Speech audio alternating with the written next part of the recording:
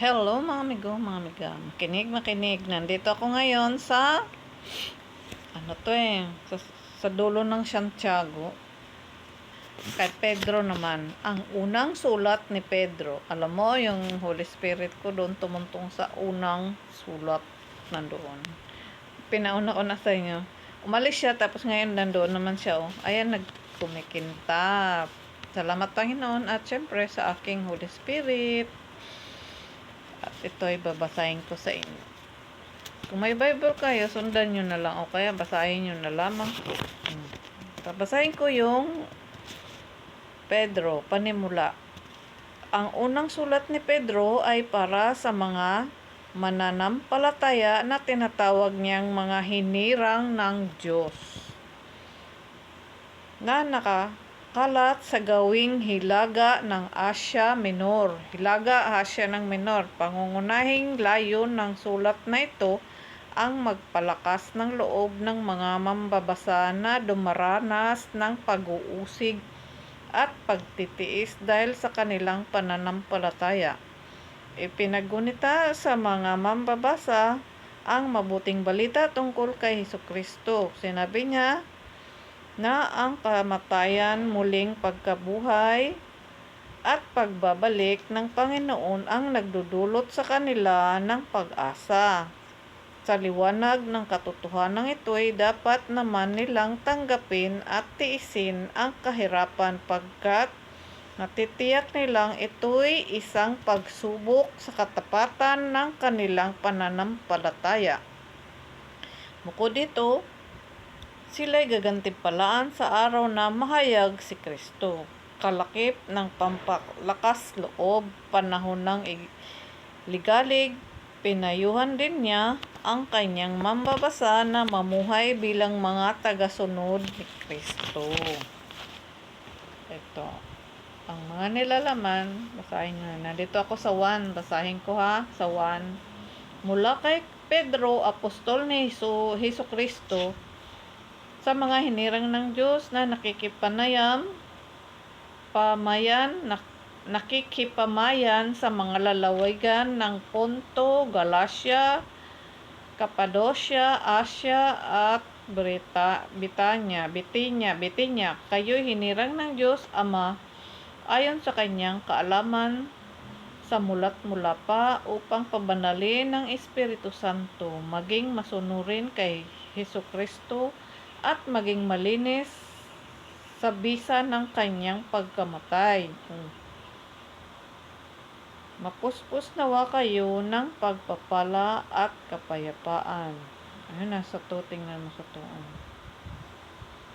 2. Magiging masunurin kay Hesukristo at maging malinis sa bisa ng kanyang pagkamatay. Kailangang malinis tayo para yung pagkamatay ng Panginoon natin, ganda, may bisa. Di ba? Totoo namang may bisa yan. Malaki ang ating pag-asa. Ito, malaki ang ating pag-asa. Sa 1 pa rin ito. Purihin natin ang Diyos at Ama ng ating Panginoong Hesukristo dahil sa laki ng habag niya sa atin.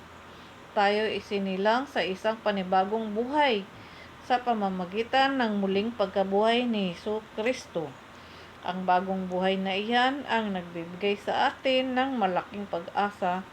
Nakakamtan natin ang isang pamayanang walang kapintasan, di masisira at di kukupas. Ang kayamanang iya'y nakalaan sa inyo doon sa langit. Sapagkat kayo'y sumampalataya, iingatan kayo ng pangyarihan ng Diyos samantalang hinihintay ninyo ang kaligtasang nakalaang ihayag sa katapusan ng mga panahon. Ito'y dapat ninyong ikagalak bagamat maaaring magdanas muna kayo ng iba't ibang pagsubok sa loob ng maikling panahon.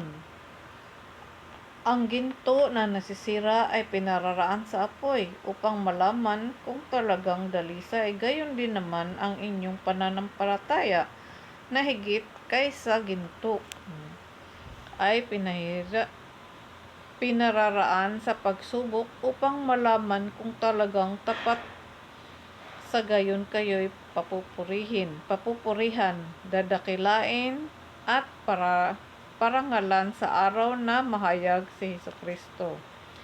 Hindi ninyo siya makikita kailanman, ngunit siya'y iniibig na ninyo. Hindi pa rin ninyo siya nakikita magpahanggang ngayon, ngunit nananalig na kayo sa Kanya. Dahil dito, nag-uumapaw na sa inyong puso ang kagalakang di kayang ilarawan sa kanilang salita. Sapagkat inaani na ninyo ang bunga ng inyong pananampalataya, ang inyong kaligtasan. Tungkol sa kaligtasan ito, masusing nasisiyasat at nagsuri ang mga propetang humula sa kaloob na itong nakalaan sa inyo. Sinuri nila kung kailan, paano ito nangyayari. Ang panahong ito ang tinutukoy ng Espiritu ni Kristo na sumasa kanila ng paunang ipahayag sa kanila ang hirap na tiisin ni Kristo at ang parangal na tatamuhin niya. Nang kanilang ipahayag ang mga katotohanang ito, ipinapaunawa sa kanila ng Diyos na ang ginawa nila'y sa pakinabangan ninyo at hindi sa kanila. Kapakinabangan ninyo at hindi sa kanila. Ang mga katotohanan ito'y narinig ninyo ngayon sa mga tagapangaral ng mabuting balita ng Diyos. Nagsalita sila sa inyo sa kapangyarihan ng Espiritu Santong sinugo sa kanila. Buhat sa langit, ang mga katotohanan ito'y pinanabikang maunawaan maging ng mga anghel sa langit. Paanyaya sa banal na pamumuhay. Kaya nga, ihanda ninyo ang inyong mga isipan. Magpapakatatag kayo at lubos na umaasa sa pagpapalang tatamuhin ninyo kapag nahayag na si Hesukristo. Bilang mga anak, sundin ninyo ang Diyos at huwag ang masasamang hilig, tulad ng ginagawa ninyo noong kayo'y wala pang tunay na pagkaunawa. Yamang ang Diyos na humirang sa inyo ay banal. Dapat kayong magpakabanal anuman ang inyong ginagawa, ayon sa nakasusulat. Magpakabanal kayo sapagkat ako'y banal. Walang itinatangi ang Diyos. Pinahalagan niya ang bawat isa ayon sa mga ginagawa nito. At yamang tinatawag ninyo siyang Ama. Igalang ninyo siya habang kayo'y nabubuhay. Alam ninyo kung ano ang itinutubos sa inyo na walang kabuluhang pamumuhay na inyong minana sa inyong mga magulang. Ang itinutubos sa inyo di mga bagay na nasisira o nauubos pati ng ginto o pilak, kundi ang buhay ni Kristong inihain sa krus. Siya ang korderong walang batik at kapintasan. Itinalaga na siya ng Diyos sa gawaing ito bago pa nilikha ang daigdig. At alang-alang sa inyo, ipinapahayag siya bago sumapit ang katapusan ng mga panahon. Dahil sa Kanya, nananalig kayo sa Diyos na sa Kanya'y muling bumuhay at nagparangal anupat ang inyong pananampalataya at pag-asa ay nasa Diyos. Ngayong malinis na kayo dahil sa inyong pagsunod sa katotohanan, anupat naghahari na sa inyong ang tapat na pag-iibigan bilang magkakapatid. Naway maging maalab at tao sa puso ang inyong pagmamahalan, sapagkat muli kayong isinilang hindi sa pamamagitan ng tao kundi sa bisa ng buhay at walang kamatayang salita ng Diyos. Ayon sa kasulatan, ang lahat ng tao ay gaya ng damo, gaya ng bulaklak nito at ang lahat niyang kariktan. Ang damo ay matutuyo at nalalanta ang bulaklak. Ngunit ang salita ng Panginoon ay mamamalagi kailanman. At ito ang mabuting balitang ipinangaral sa inyo mula kay Pedro. Mula sa unang sulat ni Pedro to. Unang sulat ni Pedro. Dito, ito yung binigay sa akin ngayon. One lang nang babasahin ko. Dahil walang signal eh. Kaya, kung nakikinig kayo, doon to sa lugar ng Asia, hilaga ng Asia Minor. To, sana naunawaan nyo to. Ito sa Cappadocia, Asia at Bithynia, Galatia. Lalawigan ng Ponto, Galatia, Cappadocia, Asia, at Bithynia. Ito yun. Sa 1 lang po yung binasa ko. Kung gusto nyo, basahin natin lahat. Diba? Magpakabanal tayo dahil ang nagtubos sa atin ay banal. Tandaan natin yan. At dadalisayan din tayo katulad ng hinto.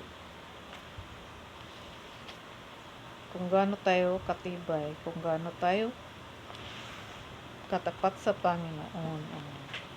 Yan totoo talaga yan. Kung gaano ka talaga katapat sa Panginoon, kung gaano mo siya trusted na. Binigay niya rin yan sa akin yung word na trust. Dati yun. Tapos ngayon, may patuto ako. Napakainit. Tapos, bilog. May kunting bilog. Sa gitna. Ang init. Tapos, nandoon yung isang nakaputi. Anghel, nakaputi. Nasa palibutan ng sobrang init. Yun ang pinakita sa akin ngayong hapon lang.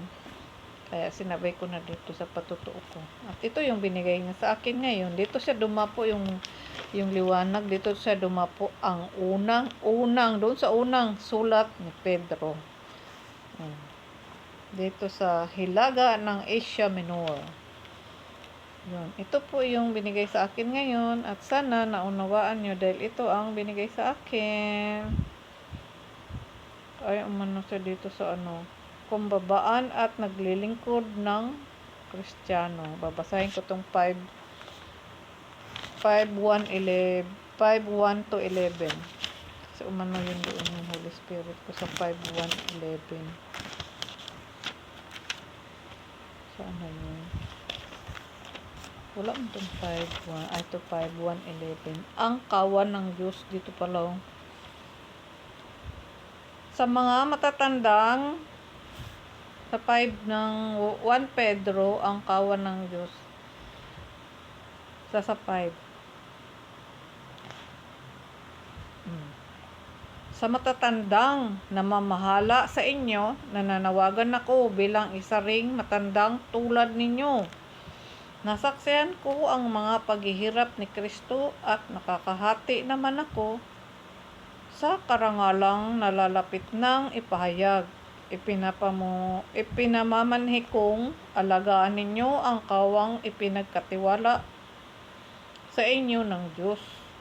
Pamalaan ninyo ito ng maluwag sa loob, hindi napipilitan lamang sapagkat iyan ang ibig ng Diyos. Gampanan ninyo ang inyong tungkulin, kundi dahil sa masakim na paghahangad. Hindi daw sa masakim na paghahangad. Sa paghahangad ng pansariling kapakinabangan, kundi sa katuwaang maglingkod. Hindi bilang Panginoon ng inyong mga nasasakupan, kundi bilang uliran ng inyong mga kawan. At pagparito ng maningning na koronang di kukupas kailanman.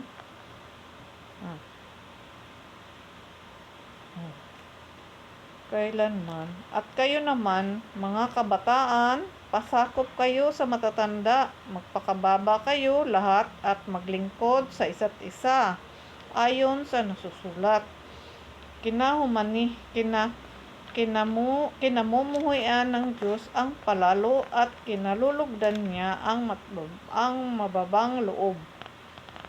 Kaya nga pasakop kayo sa kapangyarihan ng Diyos at dadakilain niya kayo pagdating ng takdang panahon. Ipagkatiwala ninyo sa Kanya ang inyong mga kabalisahan, sapagkat Siya ang kumukupkop sa inyo. Humanda kayo at magbantay. Ang dyablo ay kaaway ninyo, ay parang liyong umuungal at ali-aligid na humahanap ng masisila. Labanan ninyo siya at magpapakatatag kayo sa inyong pananalig sa Diyos. Tulad ng alam ninyo, hindi lamang kayo ang nagtitiis ng ganitong kahirapan, kundi pati ang inyong mga kapatid sa buong daigdig. Pagkatapos ninyong magtiis ng maikling panahon, ang Diyos na bukal ng lahat ng pagpapala ang siyang magbibigay sa inyo ng kaganapan, katatagan, at isang saligang matibay at di matitinag. Siya rin ang humihirang sa inyo upang makahati kayo sa kanyang walang hanggang kaluwalhatian. Kasama ni Kristo, sa kanya ang kapangyarihan magpakailanman. Amen. Ito na po yun. Ayun, may amen na.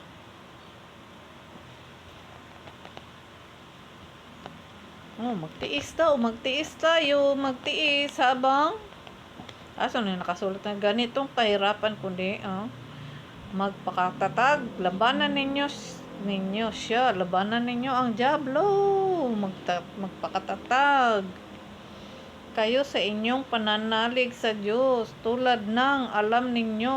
Ano bang alam nyo? Kailangan tayong magpakatatag, magtiis sa buong lahat, pati kahirapan, kundi pati ang inyong mga kapatid sa buong daigdig. Diba? Buong daigdig talaga, kasi sa atin naman to lahat ng katuruan na binigay sa atin ng Panginoon para sa ating lahat. Kahit meron siyang ina-assign ng mga apostol o sacerdote, anong mga tawag dyan, pare-parehas lang yan ang katuruan ng Panginoon sa atin. Yun nga lang, iba-iba ang kanyang mga tinawag, diba? Tapos iba-iba yung, kaya pakinggan natin kung sino man yan sa lugar na yun ang naka-assign doon. Pakinggan ninyo at huwag na kayong mag-atubiling hindi makinig, dahil ito para sa ating lahat. May kanya-kanyang ang Panginoon pinibigay na katungkulan sa bawat ito sa hilaga ng Asia Minor, doon sa ano ba yung lugar na yon, noon pa nga naman to. Kahit mag-evolve na tayo ngayon, pakinggan ninyo yung mga nagpapahayag sa inyo na inatasan ng Panginoon.